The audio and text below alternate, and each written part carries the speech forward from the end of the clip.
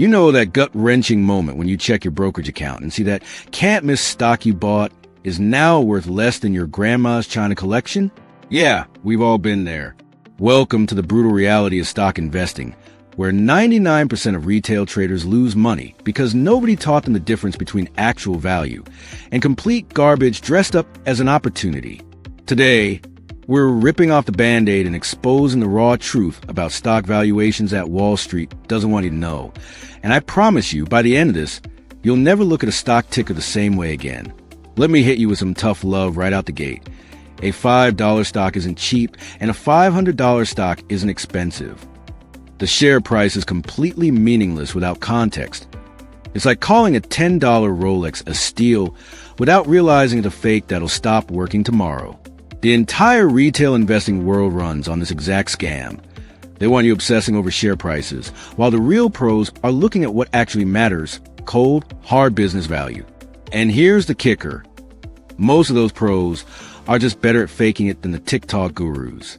Let's talk about the three types of so-called cheap stocks and why two of them will absolutely destroy your portfolio. First up, the falling knife special. This is when a stock keeps dropping and desperate bag holders keep screaming, "Buy the dip," all the way down. Think Peloton crashing from $170 to $3 while CNBC kept calling it undervalued. Was it cheap at $100? $50? $20? Hell no. It was a fundamentally broken business model the entire time, but nobody wanted to admit it because the story sounded sexy. Then there's a value trap, the most dangerous illusion in investing. These stocks look statistically cheap with their low PE ratios and juicy dividends.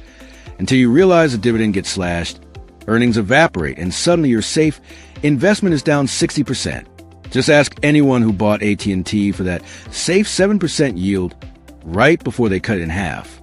The only cheap stock worth buying is what I call the dime in the rough. Quality companies temporarily hated by Wall Street for dumb reasons. Apple in early 2019 was a perfect example. Trading at just 14 times earnings because analysts thought iPhone sales had peaked. Meanwhile, their services business was quietly turning into a money-printing machine that would soon dwarf the iPhone business. That's not just cheap. That's criminal mispricing. Now let's demolish the biggest scam in retail investing, P/E ratios. The price-to-earnings ratio tells you how much you're paying for each dollar profit. The market average hovers around 20. But here's what the fake gurus won't tell you. A stock with a PE of 5 isn't necessarily cheap. It might be priced for bankruptcy. A stock with a PE of 100 isn't necessarily expensive. It might be growing earnings at 200% per year. The key is understanding why the PE is what it is. Let me give you two real-world examples that'll make your head spin. In 2020, Tesla had a PE over 1,000, while Ford traded at a reasonable 5. The amateurs piled into Ford because it was cheaper. The pros bought Tesla because they understood Ford's earnings were declining, while Tesla's were about to explode 10x.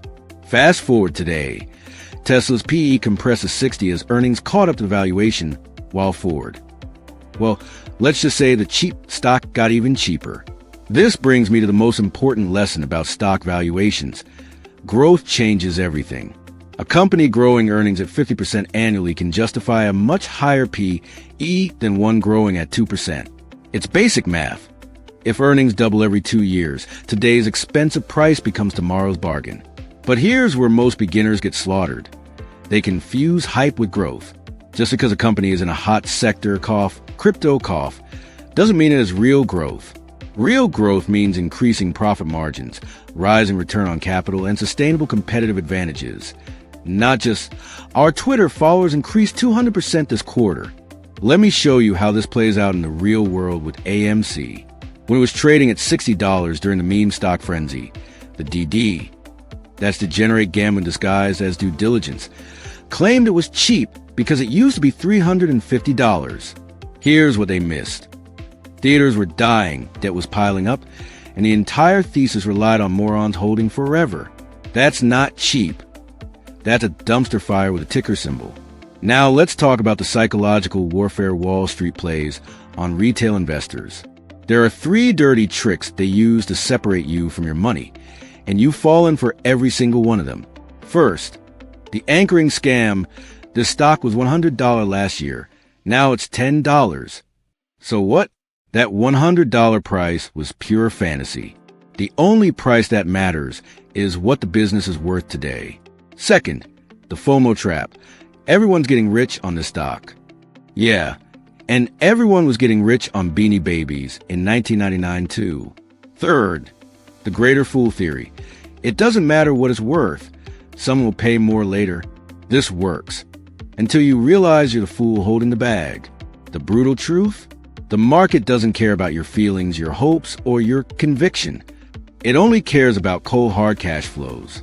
So how do the pros actually value stocks? They focus on 4 ruthless metrics. 1. Free cash flow, the real money a business generates after all expenses. 2. Growth durability. Can they sustain this growth for 10 plus years? 3. Competitive moat. How easy is it for others to steal their lunch? And 4. Management quality. Are these people visionaries or con artists? Let me show you this in action with Amazon. In 2001, Amazon traded at $6 per share, expensive at 100 times earnings. The amateurs said overvalued. The pros saw a cash flow machine about to dominate global retail.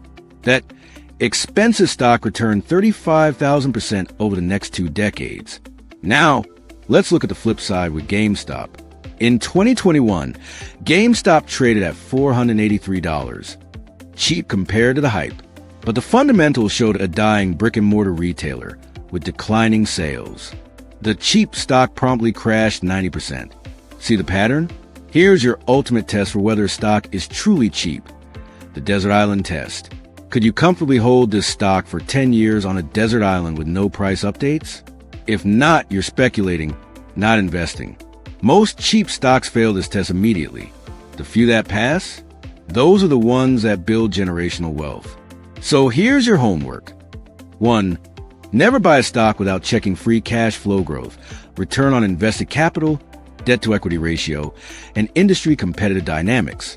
2. Always ask, would I buy the entire company at this valuation? 3. Wait 72 hours before acting on any hot tip. The market isn't going anywhere. The harsh reality? Most people will ignore this advice. They'll keep chasing cheap meme stocks and get-rich-quick schemes. But you now know better. Drop your worst valuation mistake below. And if you're ready to stop gambling and start investing, hit subscribe. Next week, how Wall Street manipulates earnings reports to screw retail investors and how to fight back.